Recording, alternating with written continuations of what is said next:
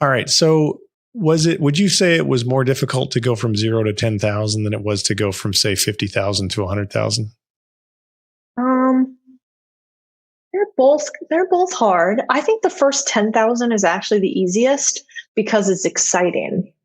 As they continue to grow, you're like, it's new and you keep going. And now, mind you, I run a private equity firm. I'm a partner at a PE firm. I don't do this full time.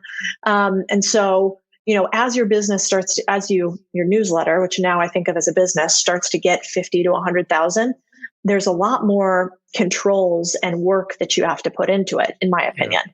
And so it is faster to get to 50 to 100,000 than to get from 0 to 10,000. But it's equally a grind. And I think, if you want to hit those types of numbers, you've got to be consistent in content and working at it. And a lot of people, the average newsletter dies after 6 months. Most people don't post weekly, even for the first 90 days. I think it is making sure that you create that habit to do it, even when you don't want to do it, even when you think the post that week is terrible. And then you post something that's not that great, and then you lose some subscribers. And then that's, traumatizing. And so you're like, oh, I'm not even going to post anymore because I'm going to lose them. And you have to get out of those mindsets early on. And then, as you go along further, that shakes out a little bit more. But even now, I'll have some weeks where, like, why are we only growing by 300 people or, whatever the case may be. And that just happens in a business. So folks who listen to my show know that I'm a very big fan of systems and processes. And so we're talking a lot about content creation and the importance of content creation to basically how quickly your newsletter is going to grow, how quality it will be, how your churn. I mean, content's everything. So talk to me a little bit about how you go about the process of content creation week after week after week without burning yourself out and running out of the light bulbs that happen in the shower, because that only goes so far. Yeah, well, you're right. First of all, I have something I call the 3 C's. So before you start a newsletter, in my opinion, you got to make sure, 1, it's a segment in which people will pay cash for something that you're writing about. So let me give an example. Say you're into knitting, and so you want to do a knitting newsletter. Well, I would go and make sure that people are spending money. What's the total addressable market? Just like a startup, quite honestly. Yeah. What's the market for knitting? Are people into this? Is it a growing segment? Do people spend money? What does the average knitter spend on knitting things per year? So first, you want to make sure that some cash people are willing to spend. Then you want to make sure there's a crowd of people willing to spend it. I like to do that by checking Facebook groups. So I'll go in and say, knitting Facebook groups. And in it, you'll find almost any subject. A lot of them will have 100,000 person groups where they talk all day about how to knit kittens or whatever the subject of the day is. Yeah. And so if you find those 2 things, then that usually means there's a market big enough for you to at least create your 1,000 true fans, which probably means you need to have a 10,000 person, maybe a 20,000 person email list in order to have your 1,000 true fans, which means you can make a living off of this type of thing. And the last thing, though, is the most important, which is curious. Is this something that you are naturally curious about, that if nobody pays you and if you weren't writing anything about, you would be interested and reading about it and engaged about it anyways? And if you don't have those 3 things, don't start the newsletter, in my opinion, because you'll burn out. And then the other thing that I think is important is to naturally keep chasing your curiosity. So, one of the ways that I do that is I'm always talking to individuals about what's working for them. And I'm an idea thief all the time. I'm like, oh, wait, how are you making money? Wait, what's happening there? Oh, wait, you had something like this happen to you? And I'm just taking notes and scribbling it down all the time as I'm listening to the world around me. And then I collate those. I keep them in an Evernote file. And every time I'm struggling for a subject, I just go back. I'm like, oh, yeah, that was an interesting conversation about a guy who had a request to buy out part of his business because the competitor didn't want it in the space. That would be an interesting story, right? Yeah. And so anything like that, I'm going to take a little note and then I'm going to come back to it and think about how could this make people money? And is this a framework or a trend that we can play off of? And so I think that's the key. And then being stupid organized, which is a struggle for me. So I use Notion to plan out all of our content, to keep our mood boards in there, to share with the rest of the team. And that has helped us a lot.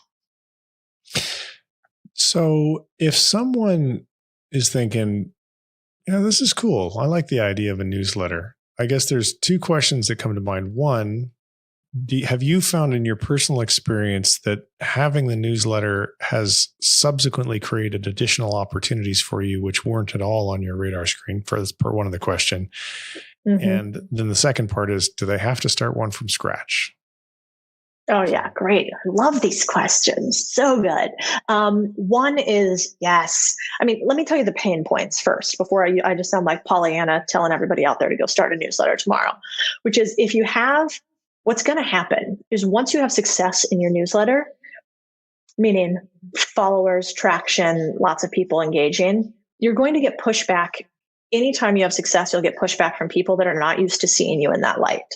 So, I am a partner in a PE firm, explaining to my other partners why this, newsletter that I have is now something that all of our investors read. That takes some getting used to, right? Mm-hmm. Explaining, to my, friends who want to then have phone calls with me about every idea that I have out in the newsletter because they think it's cool. And I have to say, no, I'm sorry. I do not have time to have a call with every single one of you. That part is a little bit painful. So just expect that if it succeeds, you will have some pain because people don't like change. And, people get nervous when you have success and it starts to blossom. They get nervous that you're not going to focus as much on the things that you were doing before. And they get nervous that you might, supersede or walk away from them. And this is the same thing with startup success too, or side hustle success. Happens with everybody. So just expect that.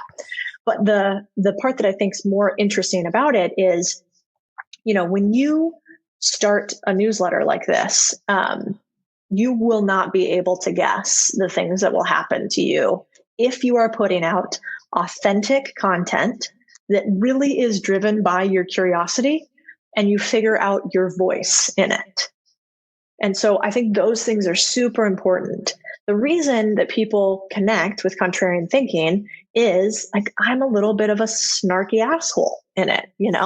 You've listened to it. I'm like opinionated, I throw elbows, there's some entertainment to it. Right. Mm-hmm. And so people know if they're reading it, they're like, oh, that's a contrarian thinking post because that's Cody and she's being, whatever she's being.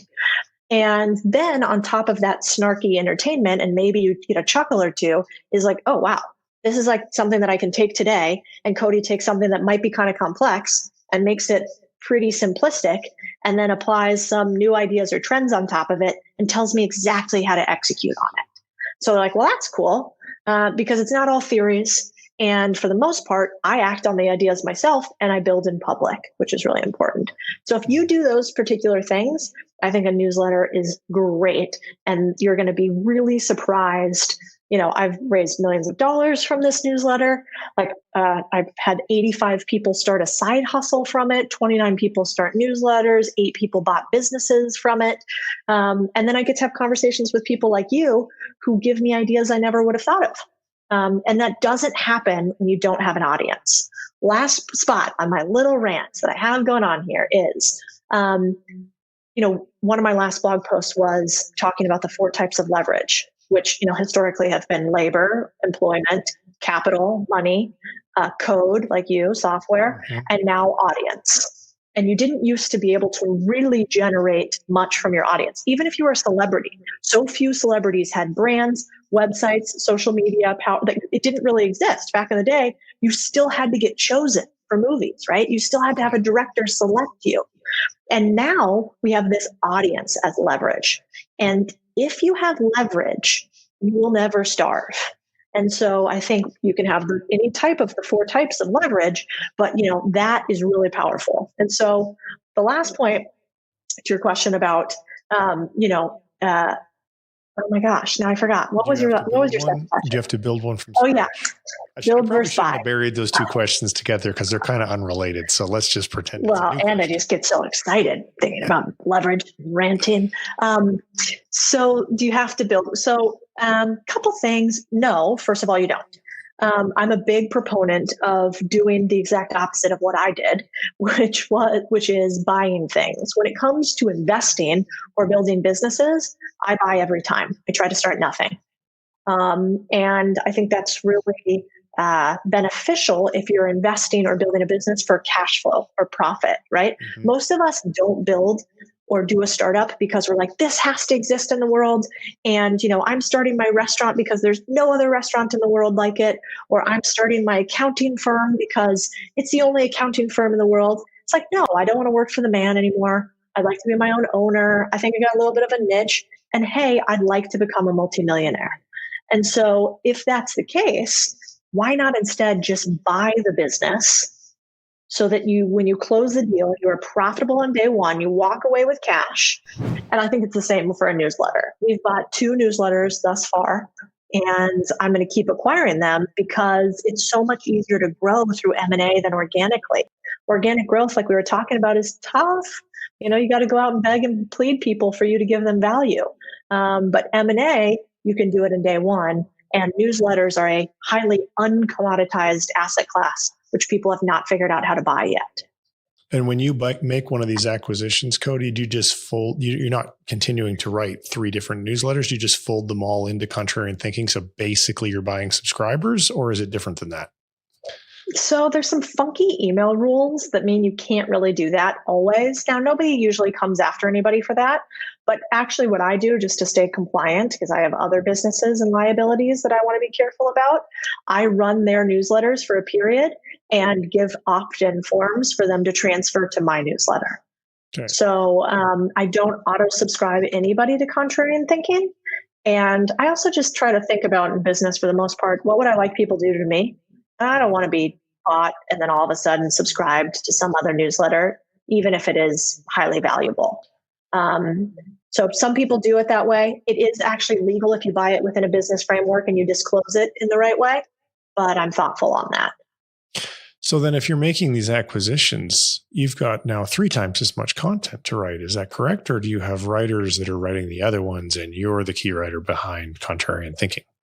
Yeah, I have writers that write the other ones, and we only have let's call it a 90 or 100-day window, 120-day window in which they're writing the content, continuing to push the readers over to Contrarian Thinking, and then eventually exiting the business overall. A lot of times we resell the newsletters.